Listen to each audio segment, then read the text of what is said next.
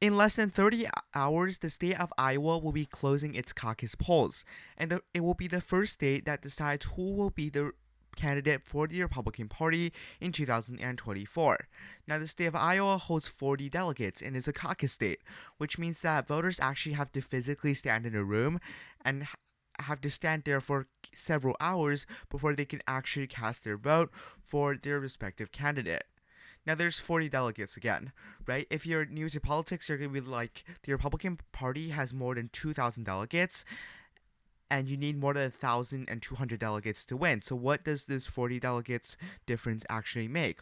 Well, it actually has a significant impact on the electoral results. Many candidates who see they don't have necessarily a good performance in the state of Iowa will end up dropping out, which makes the state very crucial. Media attention and all of that are hugely surrounded over the state of Iowa.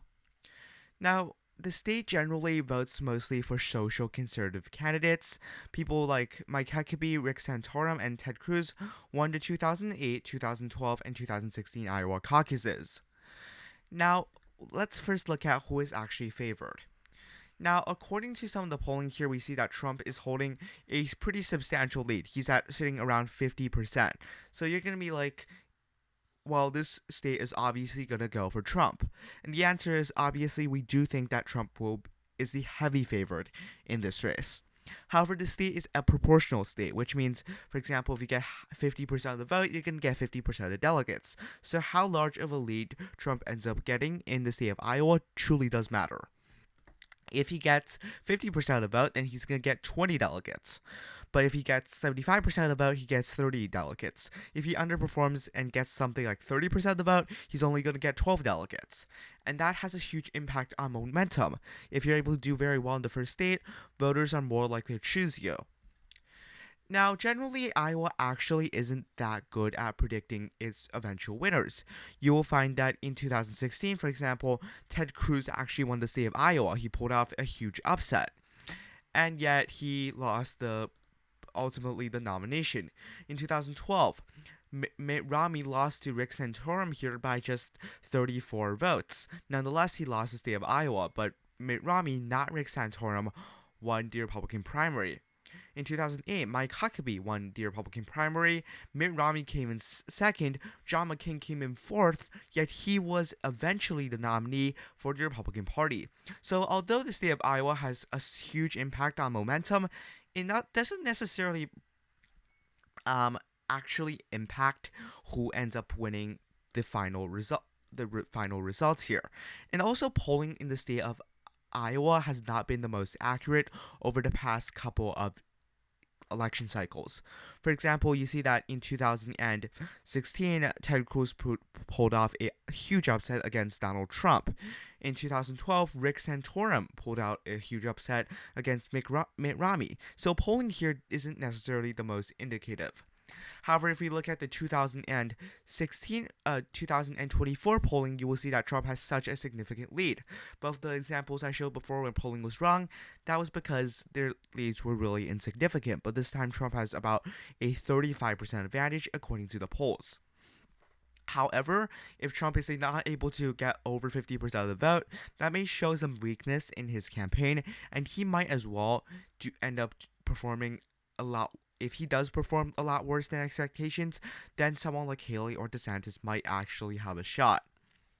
Now, in recent polling, you see a very interesting trend, and I'm going to look at it from right here. So 2024, you see the polling. Now, what's interesting is that early on, when you look at the first results here, remember, this is Nikki Haley, this is Ron DeSantis. Ron DeSantis actually did pretty well in the state of Iowa early on. You see that he was in the low 30s, or in some polls closer to 40%. In fact, in this Victory Insights poll, he was, without Trump in it, he was at 59%, right? And you see that he eventually started to drop into around the 20s. And notice Nikki Haley, when she first entered into a race, she was sitting at around 2 or 3%. But when times began to change, she actually rose to about 20%. And right now, on the aggregate for FiveThirtyEight, she is ahead of Ron DeSantis, which is significant because at one point, Ron DeSantis was actually close to Donald Trump. at least relatively, he was at 27%, Haley was at 4%. Sure, he was 20% behind Donald Trump, but he was also 28% ahead of Nikki Haley. Now, Nikki Haley is actually above Ron DeSantis. Now, if one of them drops out, it's going to be really interesting. If one of those two candidates end up dropping out of this race and endorse the other, for example, if DeSantis sees that his momentum is going down, if he endorses Haley, what would happen? Now, number one, that's very unlikely. Neither of them are going to drop out. Again, politicians are generally pretty selfish. They want to be the one who's the nominee. And secondly, even if you combine both their votes, that's still about 15% short of Donald Trump, right? Trump has a huge coalition. He has more than half of the nation's support. And it's very unlikely that any candidate, even with the entire Republican Party united for them, is actually going to defeat the electoral juggernaut, at least on the Republican primary side, Donald Trump. Now, finally, my prediction. This is probably what you're waiting for.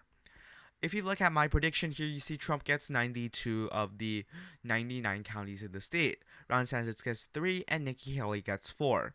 Now, if you look at this is like absolute domination. But it's not that clear.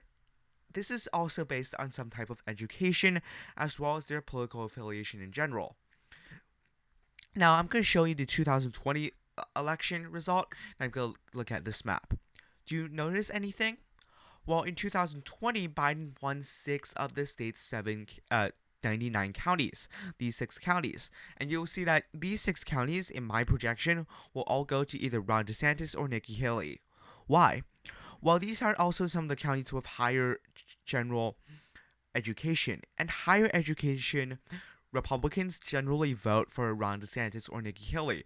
You see that more educated voters in the state of Iowa and across the United States are more hesitant or reluctant to back someone like Donald Trump. They're more likely to back one of these two candidates. And that's significant because in the next state, the state of New Hampshire, the first technical primary state, Nikki Haley has actually a very decent shot over Donald Trump. She's barely pulling behind him. That will be for another video. But this is my prediction. You see that the rural areas, less college educated, they're going to vote for Donald Trump.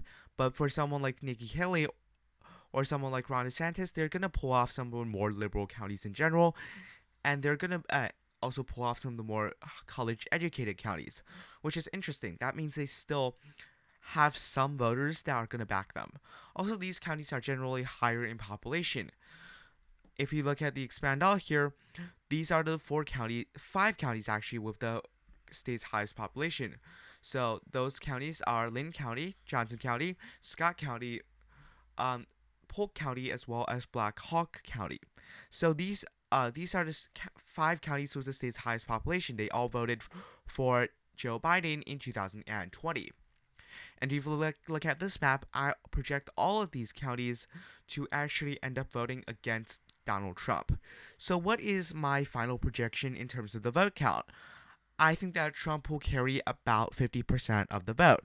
I think he will get a majority, so about 51% of the vote or so. But I think it's going to be a relatively slim majority. Nonetheless, he's going to perform exceptionally well against all the other candidates. I think Nikki Haley will get in second place. Now, there's a lot of debate between whether Ron DeSantis or Nikki Haley will get second place. I think Nikki Haley will get second place because she has the momentum. And generally, candidates in the state of Iowa who have the momentum will get more delegates. I think that Ron DeSantis will also get a substantial amount of delegates. I think that Donald Trump will hold about 51% of the vote. I think Nikki Haley might hold around 21% of the vote. And I think that Ron DeSantis might hold around 19% of the vote. The remaining candidates, like Vivek Ramaswamy, probably going to hold around 4 or 5% of the vote, and with some of the other candidates holding some votes. In the end, I project the delegate count to be as follows. Donald Trump will get 20 delegates. Ron DeSantis, Nikki Haley will probably get somewhere around 9 delegates. Ron DeSantis will get 8 delegates. Vivek Ramaswamy will probably get 2 delegates, and another candidate probably will get a single delegate. Anyways, thank you for watching this video. Be sure to like and subscribe to my YouTube channel. Thank you for watching. Have a nice day. Goodbye.